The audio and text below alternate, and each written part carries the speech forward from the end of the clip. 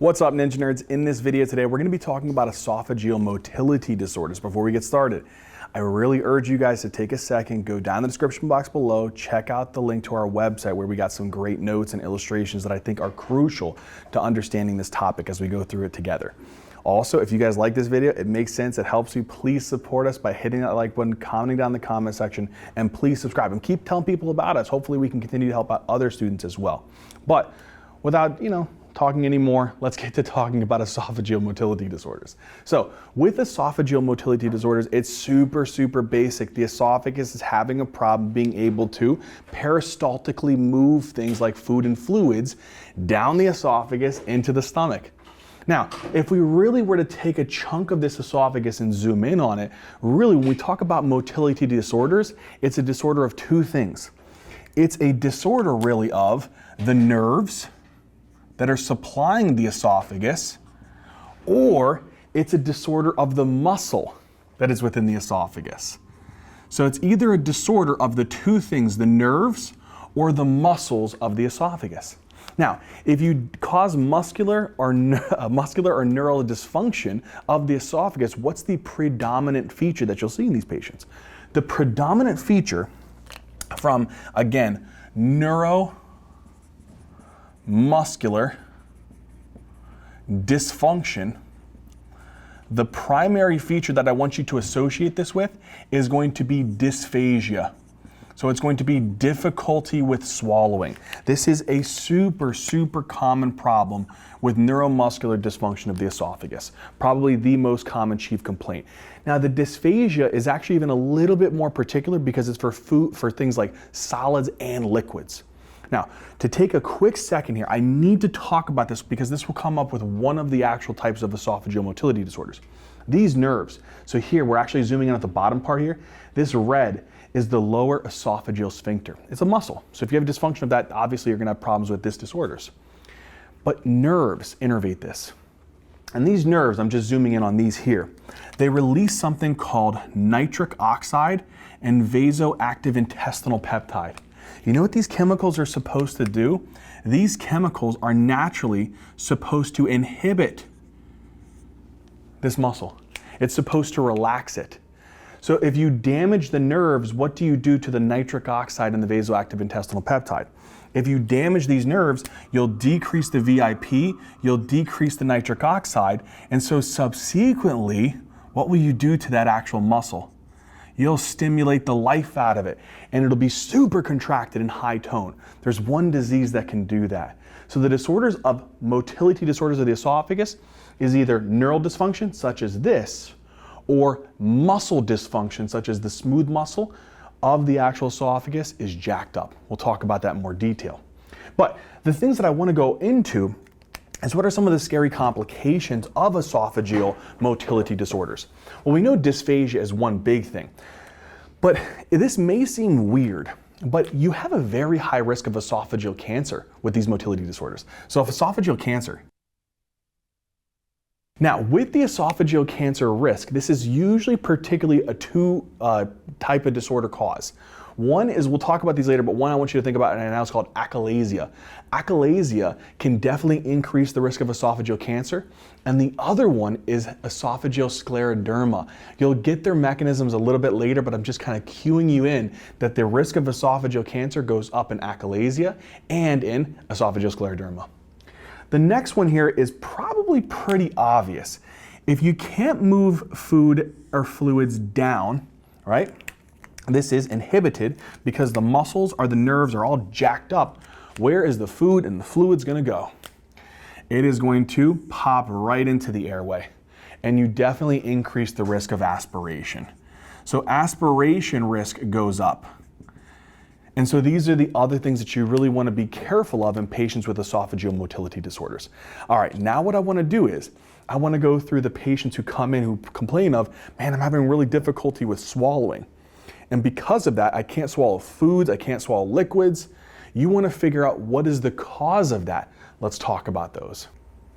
All right, so esophageal motility disorders, it's a problem with nerves and muscles. Now, one of those I mentioned is a real specific problem with the nerves, and that's achalasia.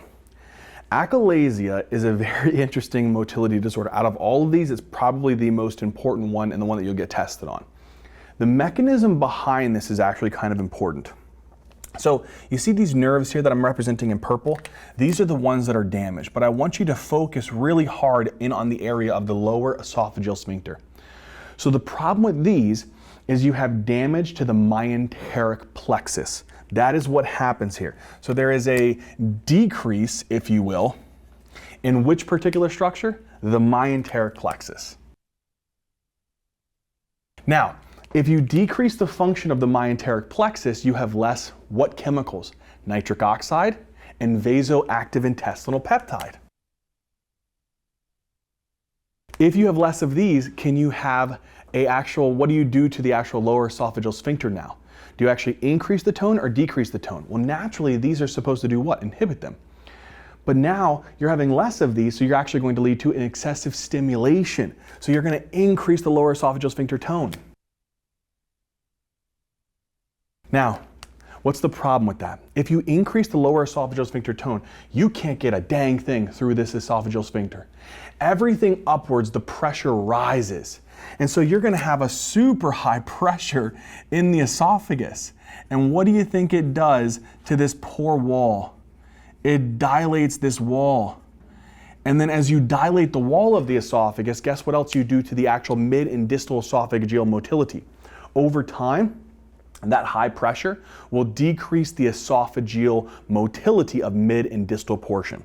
So another thing that you have to watch out for this one is that not only will it lead to this, but you'll also have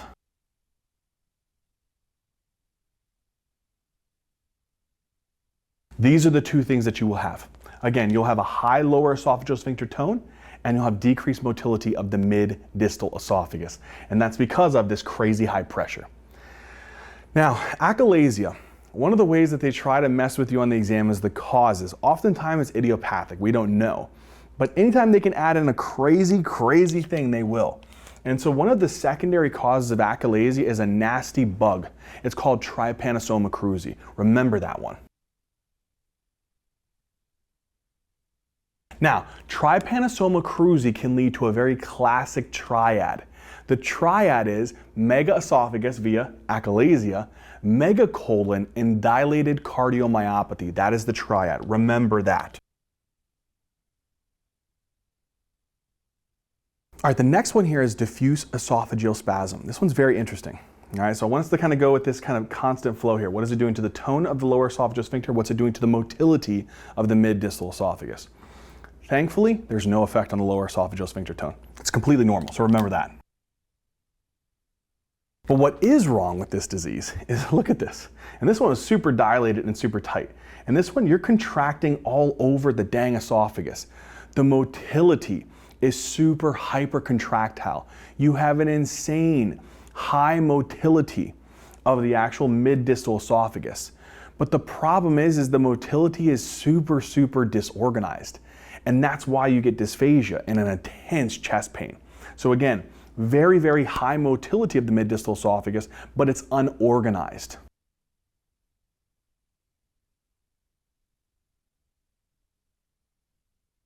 Okay, my friends. So with a diffuse esophageal spasm, intense contraction of multiple areas that's disorganized within the esophagus, super highly motile.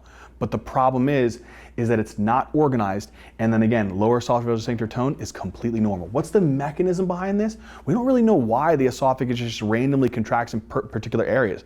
No idea. But this is the particular things that you want to take away from the mechanism. Let's come away with the last one here. And this is esophageal scleroderma. In this mechanism, it's actually, thankfully, very, very easy. You have atrophy and fibrosis of the entire esophagus. That includes the lower esophageal sphincter and the mid-distal esophagus. So if you atrophy and you fibrose the actual tissue, what's going to happen to the tone and what's going to happen to the motility? They're both going to drop. So in this one, you'll have decreased lower esophageal sphincter tone and decreased motility of the mid-distal esophagus, all due to atrophy and fibrosis.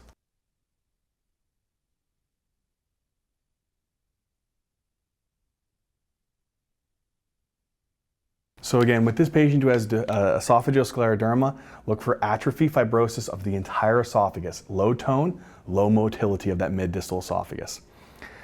Now, with this, we actually do have a particular cause. It's usually associated with scleroderma. And this is usually can be systemic, but there's what's called a limited cutaneous form that they love to ask on the exam. So you want to really associate this one with what's called sclerosis, the limited cutaneous form of scleroderma. You know what we call this form? We call it Crest syndrome. We call this Crest syndrome. So you actually really want to remember this and associate this with what's called Crest syndrome. Now, what does Crest stand for? I'm glad you asked. Crest stands for calcinosis, Raynaud's phenomenon, esophageal dysmotility, sclerodactyly, and telangiectasia. If a patient presents with any of these Crest features, right, you really want to be thinking about the limited cutaneous form of scleroderma. Again, think about Crest syndrome, calcinosis, Raynaud's phenomenon, esophageal dysmotility, that's where you're getting this problem here, and you also have sclerodactyly and telangiectasias. All right, my friends, that covers the causes and the mechanisms of esophageal motility disorders. Now what I want to do is I want to take a diagnostic approach into these actual disorders. Let's talk about it. All right, my friends, let's actually go through now the diagnostic approach. So the first thing that I want you guys to do is obtain a barium swallow. This is a good test for your esophageal motility disorders. It's not the gold standard, but it's a good starting test. One of the things that you want to be aware of is these buzzword terms. So the first thing I want you to think of is if you see a bird's beak and you see a dilated esophagus, this is very common. So that bird's beak is the narrowing, it's that tight lower esophageal sphincter, and it's the dilated esophagus. This is classic of achalasia. If you see this corkscrew type of appearance of the esophagus, this is that high amplitude, high motility of the mid-distal esophagus with normal lower esophageal sphincter tone. This is classic of diffuse esophageal spasm. If it's normal, that's usually classic of scleroderma. Now, the next test that you can obtain, you don't always need this test, but it's not a bad test, is an EGD with a biopsy potentially. The reason why is, remember, one of the complications I told you of esophageal motility disorders is cancer. And this is most common in achalasia. So achalasia, again, increases the risk of esophageal cancer, and scleroderma increases the risk of esophageal cancer. So these are two things that you want to consider. Obtain an EGD with biopsy for achalasia because you want to rule out malignancy.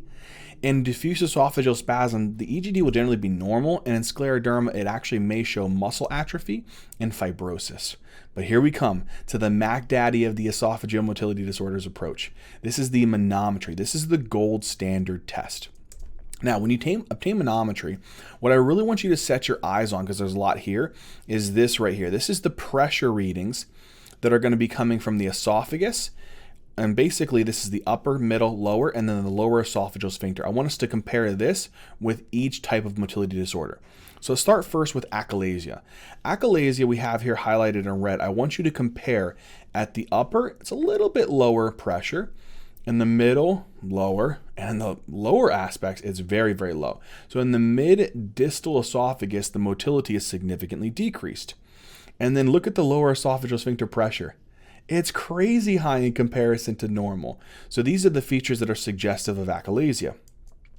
For diffuse esophageal spasm, remember the pathophysiology is that they have high amplitude contractions that are very disorganized. So they're going to have a lot of motility where? In the mid and distal esophagus in comparison to these areas. And then the lower esophageal sphincter tone, the pressure, should be pretty much normal, about the same. And so that's really high yield for this one. The last one is scleroderma. You'll notice that the actual motility in the middle and distal esophagus is decreased, similar to achalasia. But here's the differentiating features. Look at the lower esophageal sphincter pressure in achalasia, high, and scleroderma, low. This is characteristic of scleroderma. This would cover how you would approach the esophageal motility disorders. Now, the question that you guys need to ask yourself is, how do I treat these? It's actually straightforward.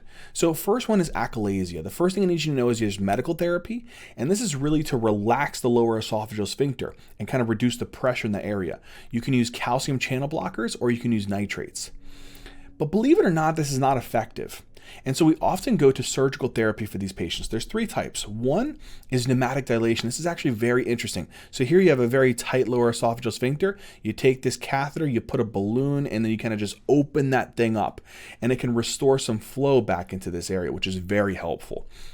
The next thing is you can consider what's called a Heller's myotomy. And so basically this is such a high tone area in achalasia. If you cut this area, you really kind of reduce that pressure of that lower esophagus.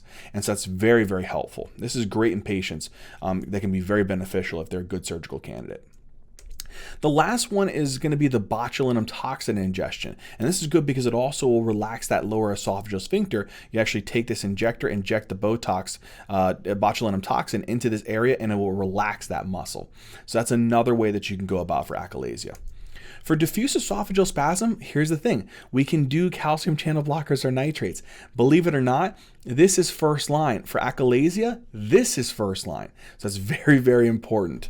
Now, for surgical therapy, you can do pneumatic dilation and you can do botulinum injections. But again, they're not going to be first line.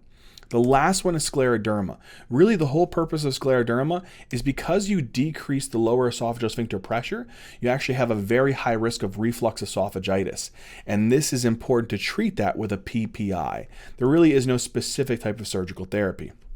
One big high yield tip that I want to give you guys is that achalasia, again, surgical therapy will be superior to medical therapy. So it's preferred to do things like pneumatic dilation, botulinum toxin ingestion, Heller myotomy.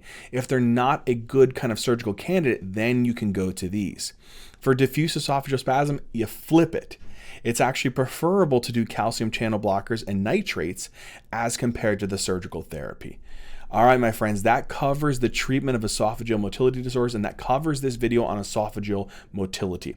I hope it made sense. I hope that you guys enjoyed it. And as always, love you, thank you, and until next time.